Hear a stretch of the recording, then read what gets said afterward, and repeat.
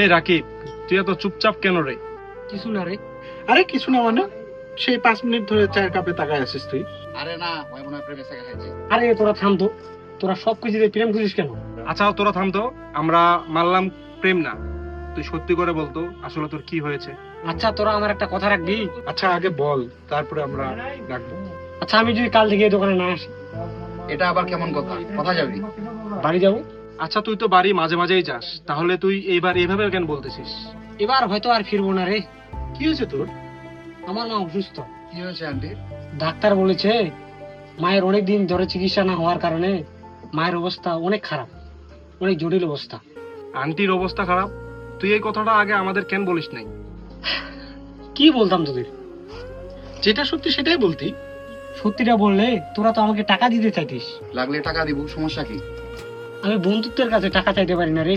এই চায়ের কাপটা আমাকে দে, এটা ঠান্ডা হয়ে গেছে। আর বন্ধুদের কাছে টাকা চাইতে হয় না, সমস্যার কথা বললে বন্ধুরা নিজ থেকে বুঝে নেয়। আমার মায়ের জন্য অনেক টাকা লাগবে। কত টাকা? 2 লাখ। আচ্ছা তুই কি কাল বাড়ি যাবি? হ্যাঁ। আচ্ছা তুই কি টিকিট কাটছিস? না রে। আচ্ছা বন্ধু, সমস্যা নাই, কালকে সকালের টিকিটটা আমরা করে দিব তোর। না রে, তোরা আমার জন্য এত কিছু করিস না। হ্যাঁ, চুপ কর। কিন্তু কোনো কিন্তু কিন্তু চলবে না। বন্ধু শুন, তোর মায়ের অপারেশন করতে যত টাকা লাগে লাগুক, আমরা 4 জন বন্ধু মিলে সব ব্যবস্থা করব। বন্ধু, টাকা হয়তো কম থাকবে। কিন্তু বন্ধু আমরা কিন্তু 4 জন আছি।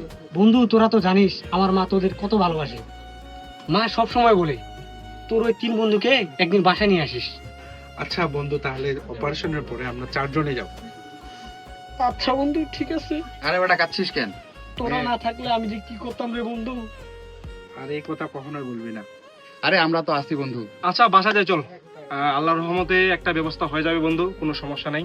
চল বাসায়। না কোনো সমস্যা নেই বন্ধু, ঠিক হয়ে যাবে, আল্লাহর উপর ভরসা রাখ। এই বন্ধু চল। হ্যাঁ বন্ধু, চল চল চল, ক্ষুধা লাগছে, বাসায় যাই।